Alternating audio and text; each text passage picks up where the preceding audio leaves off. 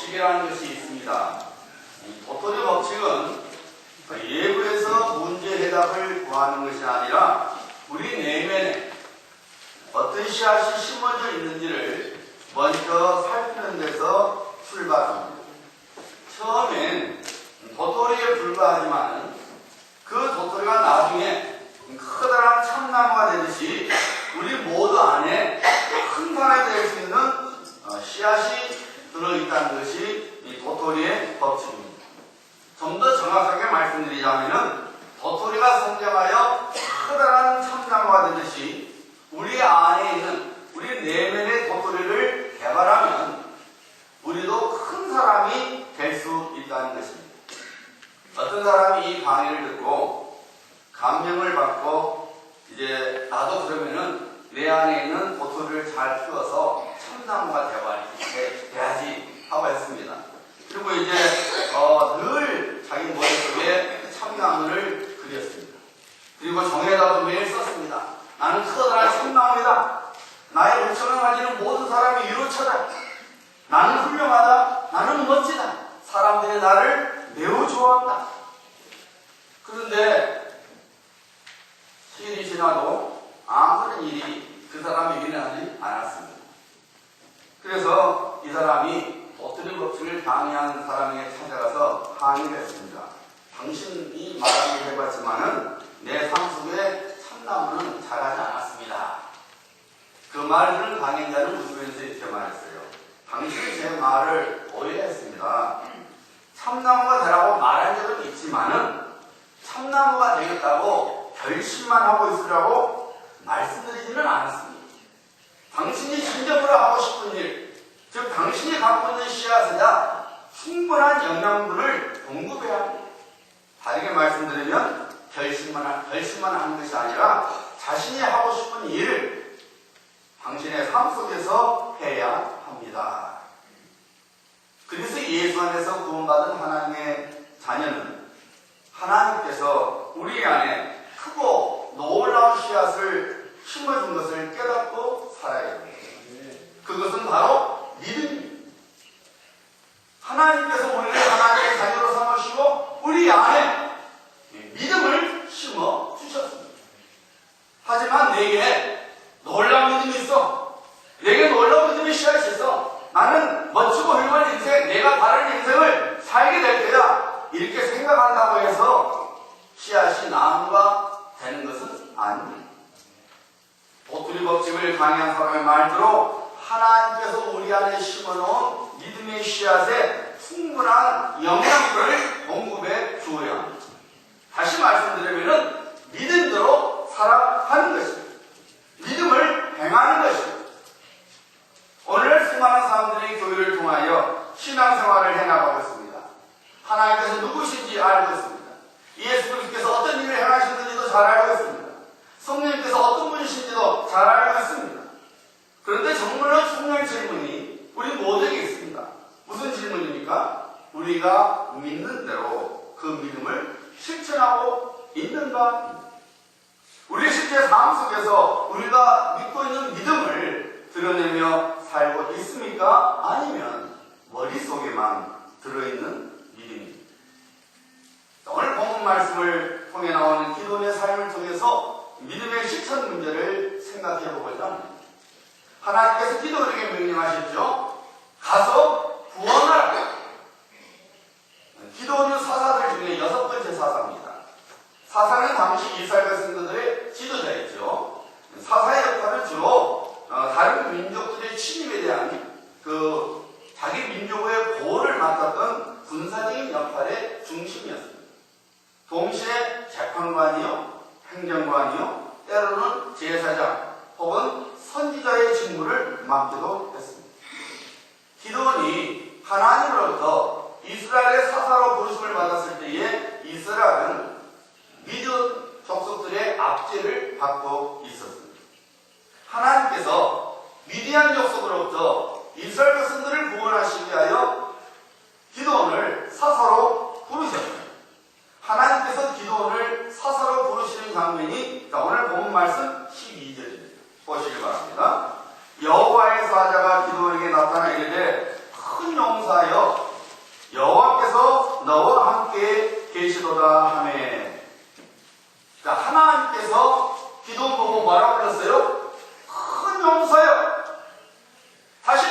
때는 기도원이 하나님 앞에 큰 용사가 될 거라는 씨앗을 안에 심어두었다고 말합니다. 그래서 큰 용사여 이렇게 불렀습니다. 그런데 여러분, 오늘 아침 우리가 눈여겨야 할 것은 하나님의 부르심에 대한 기도원의 반응이에요. 하나님께서 기도원을 부르셨을 때에 기도원은 세 가지 절망 속에서 살고 있었습니다. 그것이 오늘 본문 말씀 13절과 14절에 나오고 있죠. 기도원의 첫 번째 절망이 뭡니까? 현재 지금 미디안 족속의 압제를 통한 어려움이었습니다. 기도는 분명히 어려서부터 부모님을 통해서 혹은 동네 어른들로부터 하나님께 생각하셨던 위대한 일들을 들었을 것입니다. 이스라엘 백성들에 대한 하나님의 특별한 사랑을 들었을 것입니다. 그런데 미디안 족속을 통하여 어려운 일을 당하고 있으니까, 어려운 상황에 빠지다 보니까 기도는 하나님께 대한 신앙이 흔들리고 말았습니다. 그래서 그가 뭐라고 말했습니까? 나의 주여 여호와께서 우리와 함께 계시면 어찌하여 이 모든 일이 우리에게 일어났나이까? 다시 말씀드리면 우리가 지금 미디안 족속들로부터 이렇게 어려움을 당하고, 나도 지금 밀을 따려면 밀틀이 가야 되는데 지금 눈을 속게 돼서 포도즙을 짜는 곳에 와 있지 않습니까? 정말 하나님 살아계시고 하나님 정말 우리와 함께 계시면 어떻게 이 모든 어려운 일들이 우리에게 일어날 수 있겠습니까? 어려움에 대한, 환경의 어려움에 대한 절망을 기도원은 갖고 있었습니다. 두 번째 절망이 나오고 있죠. 기도원이 갖고 쓴 두 번째 절망은 뭐냐면 하나님께서 더 이상 기적을 베푸시는 하나님이 아니시라고 그는 생각했습니다. 과거에 그의 조상들을 애굽에서 구원해 주셨을 때 보여주셨던 놀라운 기적들이 왜 오늘날 우리들에게는 일어나지 않는가? 하나님의 기적이 과거에는 있을지 몰라도 지금 일어나지 않아. 이런 절망을 갖고 있었습니다. 그래서 그가 뭐라고 말했어요? 여호와께서 우리를 애굽에서 올라오게 하신 것이 아니냐 한 그 모든 이적이 어디 있나이까? 그 이적이 어디 있죠? 기도원이 갖고 있는 세 번째 절망은 하나님께서 자기들을 버리셨다는 것입니다. 그래서 그가 뭐라고 말하고 있습니까? 이제 여호와께서 우리를 버리사 미디안의 손에 우리를 넘겨주셨나이다. 하나님으로부터 처참하게 버림을 받고 살고 있다는 기도원의 절망의 한탄이죠. 사랑하는 여러분, 우리들이 이 세상에 살면서 기도원이 갖고 있었던 절망을 우리 역시 꿈꿔 있지는 않습니다. 오늘날 많은 그리스도인들이 환경 때문에 넘어집니다. 환경이 좋으면 사람들은 하나님 없이도 얼마든지 잘 살 수 있어 라고 교만한 마음으로 하나님을 버리고 살아갑니다. 반면에 어려운 환경에 처하게 되면 하나님의 사랑과 보호하심에 대한 의심으로 역시 하나님을 버리고 살아갑니다. 기도원이 그랬던 것처럼 하나님께서 나와 함께 계시면 어떻게 이런 일이 나에게 일어날 수 있겠어? 라고 생각하면서 하나님의 임재와 보호하심을 믿지 않게 됩니다. 일반적으로 환경의 시험을 만나게 되면 다음 단계로는 하나님의 능력을 의심하게 되고 믿지 않게 됩니다.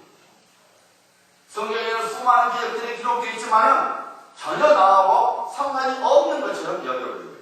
다니엘에게 일어난 기적, 요셉에게 일어난 기적, 왜 나에게 일어나지 않지? 하고 생각하면서 하나님의 기적은 과거의 사건이지 현재 사건이 아니라고 생각해 버립니다. 어떻습니까? 여러분들이 지금 어떤 신앙을 갖고 살아가시고 계십니까? 하나님께 대한 여러분의 생각은 어떤 생각입니까? 기도원처럼 혹시나 하나님께 대하여 큰 실망을 갖고 살아가고 계시지는 않습니다. 하나님께 대한 절망을 품고 있는 기도원에게 하나님께서 말씀하셨죠. 14절입니다. 여호와께서 그를 향하여 이르시되 너는 가서 이 너의 힘으로 이스라엘을 미디안의 손에서 구원하라. 내가 너를 보낸 것이 아니냐 하시니라. 지금 절망 중에 빠지는 기도원에게 하나님 우리를 버리셨어. 하나님 우리와 함께 하시지 않아? 하나님의 기적은 더 이상 없어. 이렇게 절망 중에 빠져있는 기도원에게 하나님께서 말씀하시기를 너는 가서 이 너의 힘으로 이스라엘 민족을 구원하라. 이렇게 말씀하십니다. 가서 구원하라고 말씀하십니다.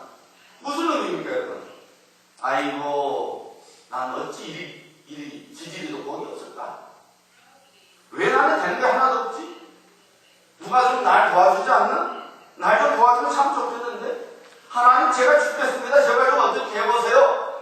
등등 이렇게 징징거리지 말라는 것입니다. 오히려 하나님께서 공급하시는 은혜와 힘을 믿고 마땅히 행해야 할 일을 행하라는 말씀입니다. 하나님이 심으신 믿음대로 그 믿음을 드러내라는 것입니다.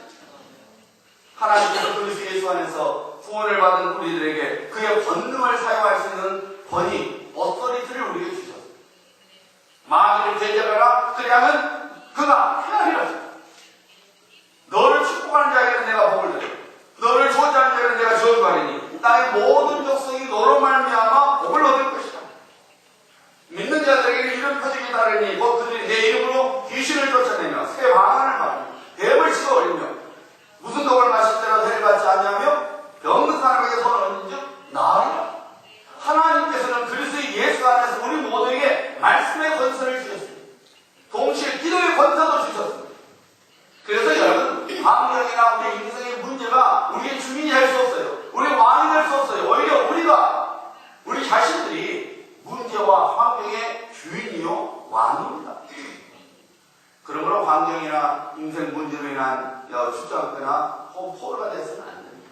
오히려 환경을 다스리고 문제를 꾸짖는 권세를 선포해야 합니다. 왜냐하면 하나님께서 우리들에게 그런 권세를 주셨기 때문입니다. 그래서 하나님께서 절망 중에 있는 기도원에게 말씀하실 거예요. 가서 구원하라.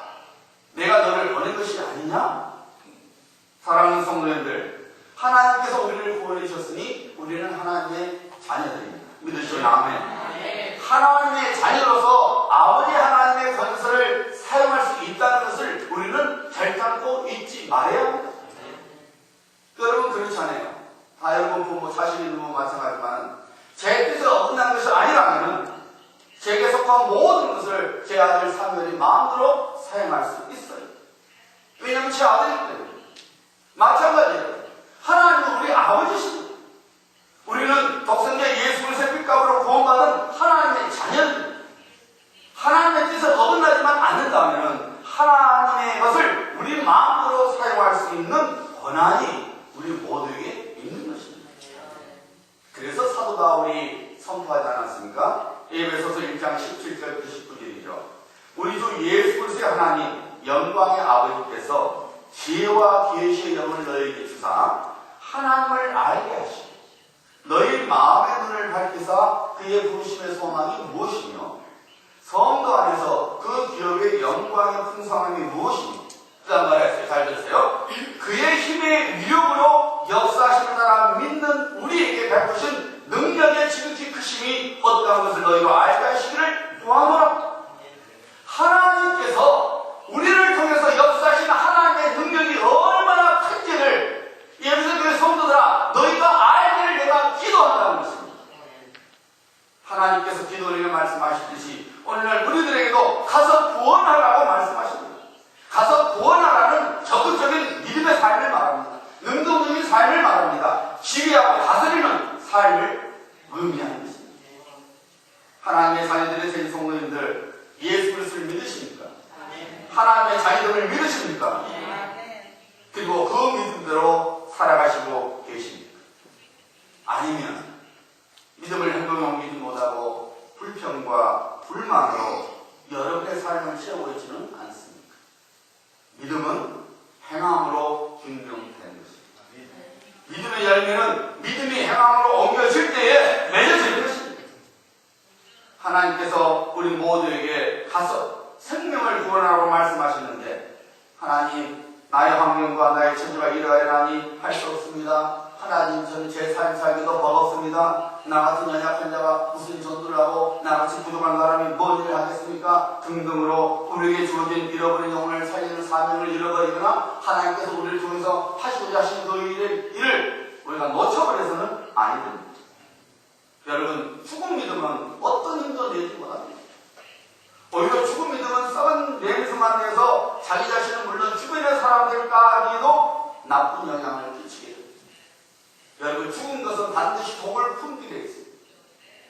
죽은 것은 반드시 독을 드러냅니다. 그래서 주변의 것까지 죽여버리는 것이죠. 여러분 죽은 믿음은 다른 성도의 믿음들까지도 죽여버릴 수 있어요.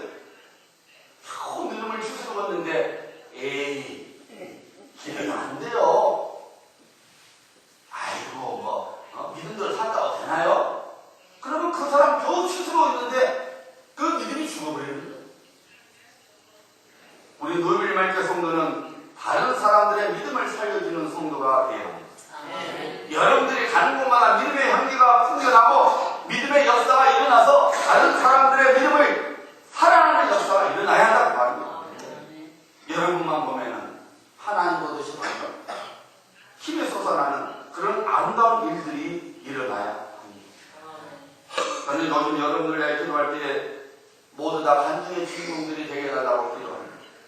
여러분의 입에서, 여러분의 삶 속에서 하나님께서 행하신 위대한 일들이 나오기를 기도하고 있습니다. 간증을 듣는 자도 좋지만 간증을 하는 자가 되었습니다. 내 하나님께서 내가 믿음으로 살았더니 하나님께서는 놀라운 일을 행하신다고 간증하는 자가 되어야 된다고 말합니다. 그래야만이 주변에 있는 사람들이 나도 저 믿음 가지고 나도 저분처럼 믿음으로 살아야겠구나. 믿음이 소생케 되는 역사가 일어난다고 말입니다. 여러분, 믿음으로 살아가시기 바랍니다. 이래도 어렵고 저래도 어렵습니까? 까지도 후회나 없게 한번 믿음으로 한번 살아가야 된다고 말입니다. 믿음의 땅으로 발을 쏙 내딛어야 됩니다. 예수님과 신체 접촉을 한 그 많은 사람들 중에 12년 동안 혈중을 앓았던 여자만이 믿음으로 예수님을 만나니 구원을 받지 않았습니까? 여러분, 우리 믿음으로 살아가야 합니다. 하나님께서 기드몬에게 가라, 구원하라, 가서 구원하라 말씀하시니까 기드몬이 어떤 반응을 보였어요? 15절 보시기 바랍니다. 오 주여, 내가 무엇으로 이스라엘을 구원하니까? 벗어서 나의 집은 문하스 중에서 극히 약하고 나는 내 아버지 집에서 가장 작은 자니이다. 하나님께서 기드몬에게 말씀하시기를 큰 용사여. 다시 말씀드리면 하나님께서 기드몬이 큰 용사가 될 것을 이미 씨앗을 심어줬는데 기드몬은 뭐라고 말했어요? 극히 약하고 내 아버지 집에서 가장 작은 자입니다. 여러분, 그런 기도원을 보니 누구를 본듯합니까? 우리 자신을 본듯하지 않습니까?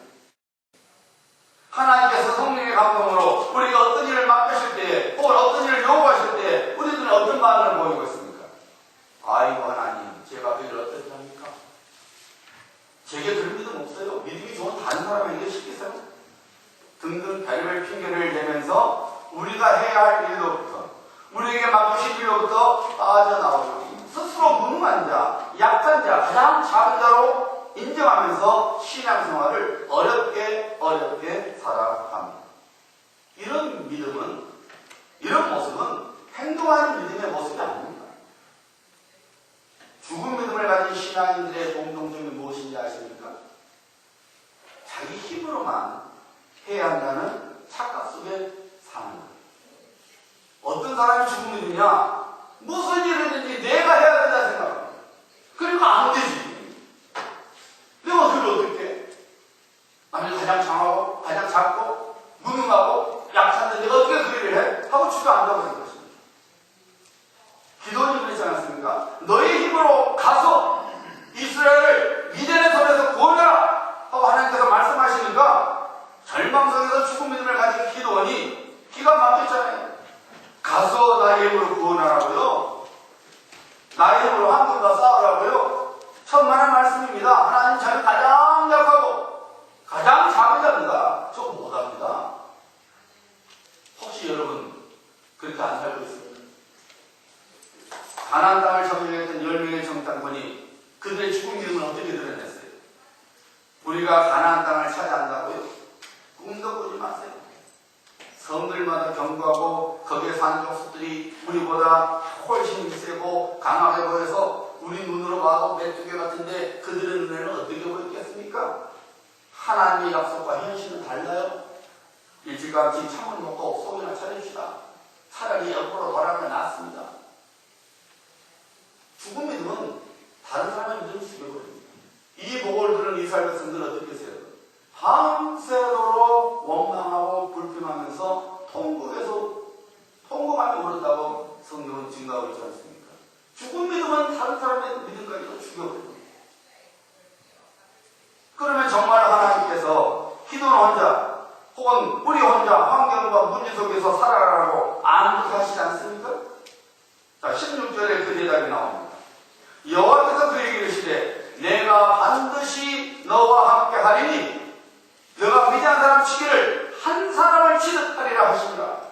여러분과 제가 하나님의 일을 할 때에 우리가 승리할 수 있도록, 그리고 우리가 하나님의 구원을 가져올 수 있도록 하나님께서 함께 해주실 뿐만 아니라 능력을 주시겠다는 약속입니다. 겉으로는 우리가 일을 하는 것 같지만 실상은 하나님께서 그 일이 이루어지도록 우리를 도와주시겠다는 약속의 말씀입니다. 맞습니다, 여러분. 기도는 극히 약하고 가장 작은 자였습니다. 마찬가지로 우리 한 사람 한 사람은 약하고 무능합니다. 우리가 우리 자신을 누구보다도 잘 알 텐데 하물며 하나님께서 우리가 누군지 모르겠습니까? 하나님 알아요. 우리가 약한 줄 알아요. 우리가 무능한 줄 알아요. 우리에게 힘이 없는 줄도 알아요. 그래서 하나님께서 좀 말씀하시는 거예요. 내가 너와 함께 하리라. 내가 너와 함께 하리라. 두려워 말라. 담대하라. 말씀하시는 것입니다. 네. 여러분, 80세 노인이 어떻게 출애굽의 주인공이 될 수 있었겠습니까? 어떻게 여호수아가 가나안 정복의 주역이 될 수 있었겠습니까? 노예와 지옥에서 삶을 살았던 요셉이 어떻게 애굽의 실세가 되어서 수많은 사람들을 살리는 주인공이 될 수 있었겠습니까? 성경은 분명히 증거하고 있죠. 하나님께서 함께 하시니, 하나님께서 함께 하시니 80세 노인이 출애굽의 주역이 될 수 있었고, 여호수아가 가나안 정복의 주역이 될 수 있었고, 요셉이 애굽의 실세가 되었어요. 수많은 자들의 생명을 구하는 하나님의 사람이 될 수 있었다, 그 말입니다. 우리는 극히 약하고 극히 작은 자인 것이 분명하지만 하나님께서 우리와 함께 계심으로 환경을 다스리고 인생의 문제를 이겨내는 승리자가 되는 것입니다. 하나님께서 맡기신 일들을 감당할 수가 있는 것입니다. 우리를 통해서 이루고자 하시는 하나님의 구원이 이루어지는 것입니다. 하나님께서 우리와 함께 계심에 절망을 품고 살아가는 존재가 아니라 하나님의 놀라운 구원을 보는 존재로 살아가게 되는 것입니다. 과연 하나님께서는 가장 약하고 작은 자로 스스로 이겼던 기도를 해도 이스라엘 백성들에게 하나님의 구원을 가져다 주었습니다. 미디안 족속들 앞뒤로부터 이스라엘 민족들을 구원하게 하셨습니다. 우리 역시 하나님의 구원을 가져올 수 있습니다. 네. 하나님께서 우리와 함께 하심을 믿고 하나님께서 우리에게 주신 능력을 주신 것을 믿고 믿음으로 가서 구원하는 일을 해야 합니다. 예수님께서 당신을 사랑하십니다. 예수 믿으세요. 선포해야 합니다. 성령의 감동으로 우리가 어떤 것을 말씀하시는지 주여 주님께서 함께 하시면 주님 주신 능력으로 내가 일할 줄 믿습니다. 제가 감당하겠나이다. 행함으로 나갈 때에 우리는 하나님의 구원을 보게 되는 것입니다. 하나님께서 우리 안에 힘을 주신 믿음으로 하나님의 나라를 위하여 그리스도 없는 교회를 위하여 그리고 이 세상을 위해 섬기는 삶을 살아가야 합니다. 여러분, 아무리 종이 위에다가 보기 좋게 정말 멋지게 콩하고 써보세요. 그리고 말할 때 갖다 줘보세요. 말이 좀 먹습니까? 안 먹어요. 보잘것없어도 실제 콩을 줄 때 많이 먹어요. 여러분, 믿음은 보기 좋은 장식품이 아니에요. 믿음은 머릿속만 담겨있는 것이 아닙니다. 믿음은 우리 입술에 있지 아니합니다. 믿음은 행함으로 드러나야 하는 것입니다. 행동하는 믿음이 우리의 삶 속에서 그 역사를 가져오는 거예요. 행동하는 믿음이 문제를 없애주고 환경을 변화시키는 것입니다.